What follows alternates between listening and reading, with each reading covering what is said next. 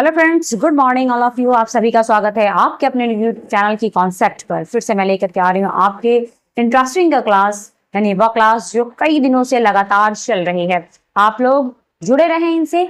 आइए चलते हैं बिना देर करते हुए आपके अपने क्लास की तरफ। आज का जो क्लास होगा वो हमारा संधि का ही टॉपिक्स है। और किस टॉपिक्स? तो संधि का, स्वर संधि का टॉपिक्स है। स्वर संधि में आज हम पढ़ेंगे गुण। आज क्या पढ़ेंगे? गुण स्वर संधि। आइए देखते हैं गुण स्वर संधि क्या होता है। सबसे पहले देखते हैं कि गुण स्वर संधि की पहचान क्या है। तो गुण स्वर संधि में होगा क्या? तो गुण स्वर संधि की पहचान एक मात्रा। क्या है ये? एक मात्रा है। गुण स्वर संधि क्या है? तो गुण स्वर संधि की पहचान करने के लिए केवल किसकी आवश्यकता है? तो मात्रा की आवश्यकता है। कौन कौन सी मात्रा होगी वो भी देख लेते हैं। तो गुण स्वर संधि किन किन मात्राओं से बनी हुई है और कौन सी मात्राएं? तो बहुत बड़ा नहीं है, केवल 3 ऐसी मात्राएं हैं जिनके आधार पर गुण स्वर संधि को बनाया जा रहा है। यानी गुण स्वर संधि उसी के आधार पर पूरा डिपेंड है। पहला क्या है? तो पहली इसकी मात्रा जो जाएगी वो जाएगा ए, जिसके लिए मात्रा क्या होगा? ये वाली मात्रा हो जाएगी। दूसरा इसका मात्रा क्या हो जाएगा? तो दूसरा हो जाएगा ओ, यानी इसकी ये मात्रा हो जाएगी।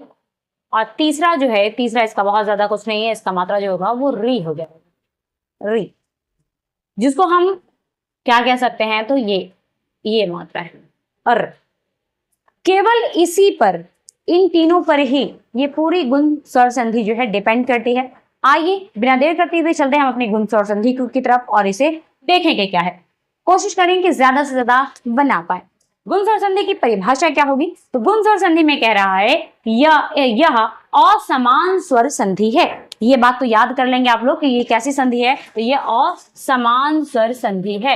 ये इंपॉर्टेंट वर्ड है, इसे आप लोग जरूर याद कर लेंगे। ये कैसी स्वर संधि है? तो ये एक असमान स्वर संधि है। लेकिन दीर्घ स्वर संधि की जो बात हो रही थी पीछे, कल के क्लास में हमने क्या पढ़ा? दीर्घ स्वर संधि पढ़ा है। दीर्घ स्वर संधि जो है वो कैसा संधि होगा? तो वो समान स्वर संधि होगा। क्या होगा वो? तो दीर्घ स्वर संधि समान स्वर संधि है। और गुण स्वर संधि क्या हो जाएगा? तो गुण स्वर संधि असमान स्वर संधि है।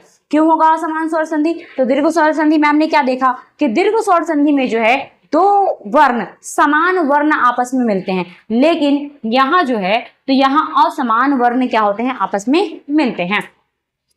ये इसमें दो असमान स्वर मिलकर गुण स्वर, कौन सा स्वर? तो गुण स्वर ए, ओ और अर, ए, ओ और अर का निर्माण करते हैं। किसका निर्माण करते हैं? तो ए, ओ और अर का निर्माण करते हैं। अब ये दो स्वर क्या है? तो अ आ तो आपका रहेगा ही, अ आ को तो चेंज करना ही नहीं है, अ आ रहेगा। अ आ के साथ दो और चीजें मिल जाएगी। जैसे हम यहाँ देख रहे हैं, अ के साथ ई, छोटी ई मिलाएंगे तो भी यही बनेगा ए। अ के साथ बड़ी अ के साथ नहीं, आ के साथ बड़ी ई मिलाएंगे तो भी यही बनेगा।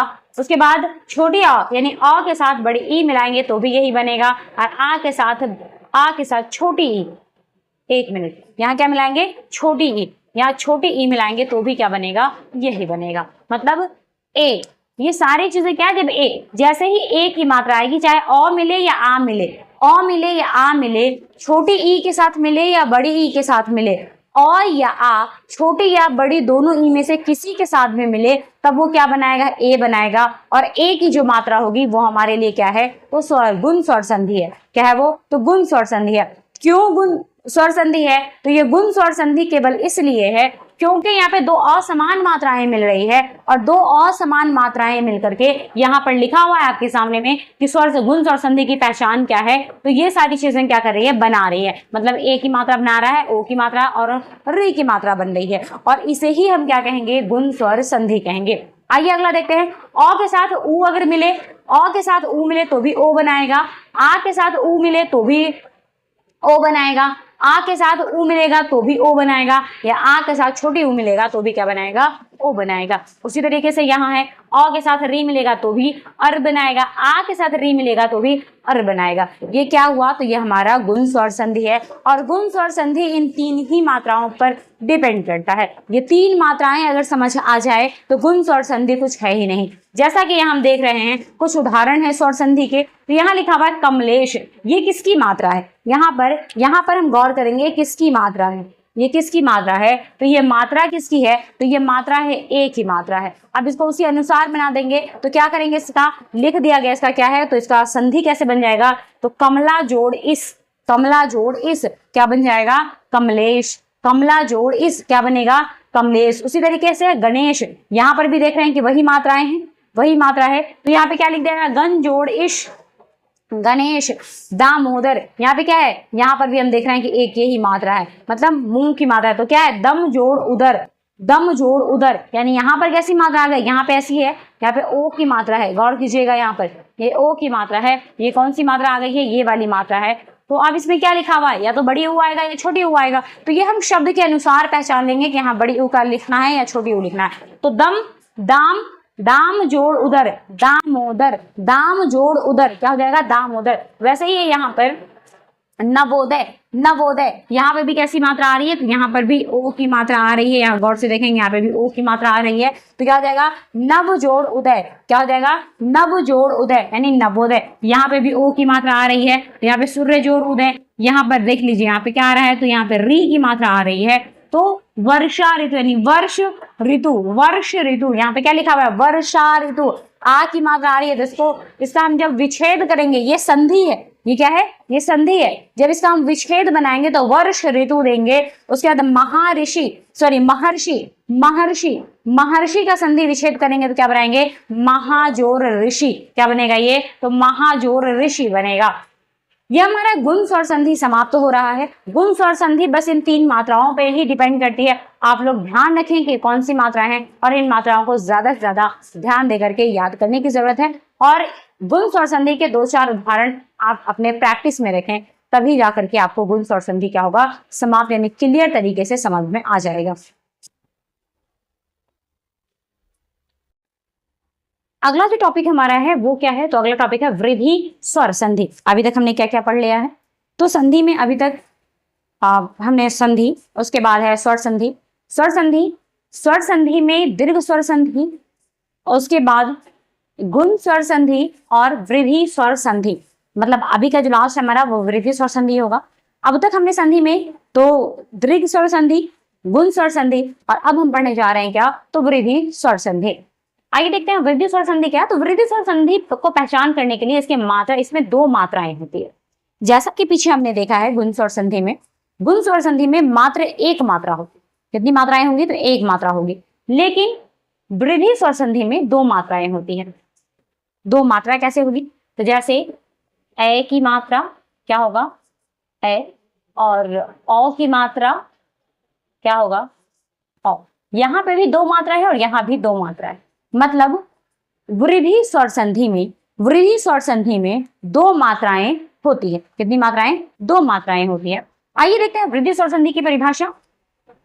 यह असमान स्वर संधि है। जिस तरीके से हमने देखा कि गुण स्वर संधि असमान स्वर संधि है, वैसे ही वृद्धि स्वर संधि, वृद्धि स्वर संधि असमान स्वर संधि, वृद्धि स्वर संधि असमान स्वर संधि है, जिसमें 2 असमान स्वर मिलकर वृद्धि स्वर, 2 असमान स्वर मिलकर के वृद्धि स्वर यानी ए और औ, ए और औ, ए और औ का निर्माण करते हैं।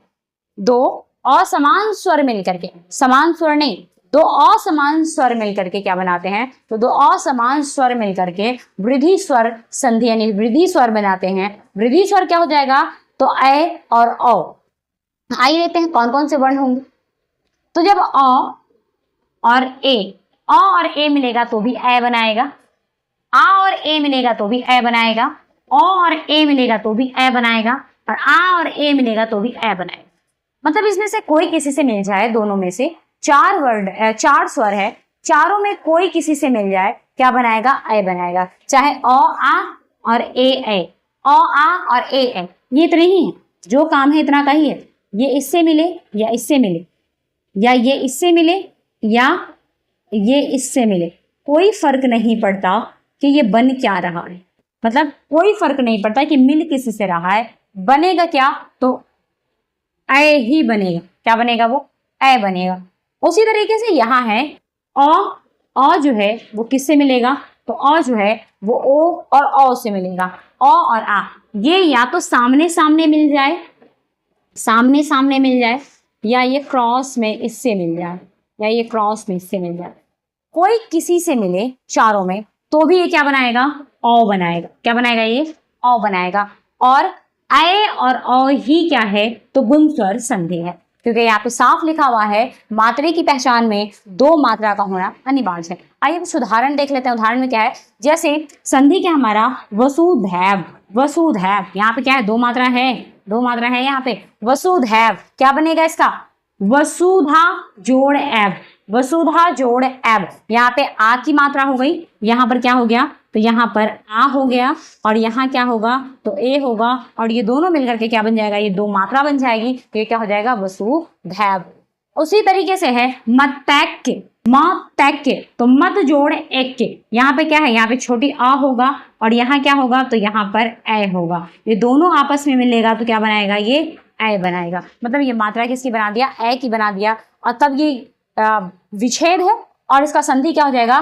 तो मतैक्य। उसी तरीके से है एका एक, यहाँ पर भी क, और यहाँ पर औ, और यहाँ पर ए, औ ए मिलने के बाद भी ये बनाएगा। उसके बाद है तथैव, तथा, यहाँ पर आ की मात्रा है, आ की मात्रा है, और यहाँ पर ए की मात्रा है, दोनों प्लस करके क्या बनाएगा? ए बनाएगा, ए बनाएगा। तो ये क्या हो जाएगा? ये दोनों ए बना लिया, तो यहाँ पे क्या? ए की मात्रा लग गई, तो मथैव हो गया है।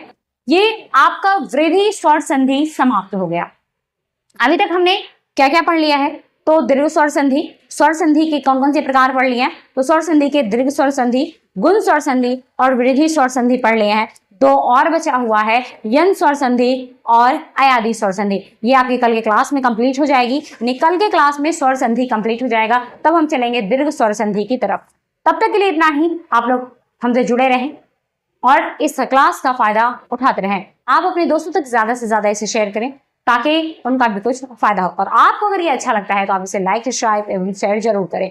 ऐसा करना ना भूलें। जो अब तक लाइक किया, जो अब तक सब्सक्राइब नहीं किया, वो सब्सक्राइब जरूर कर लें, क्योंकि प्रतिदिन हिंदी व्याकरण की क्लास आपके लिए 10 बजे के बीच में अपलोड कर दी जाती है। फिर मिलते हैं कल के क्लास में। तब तक के लिए धन्यवाद।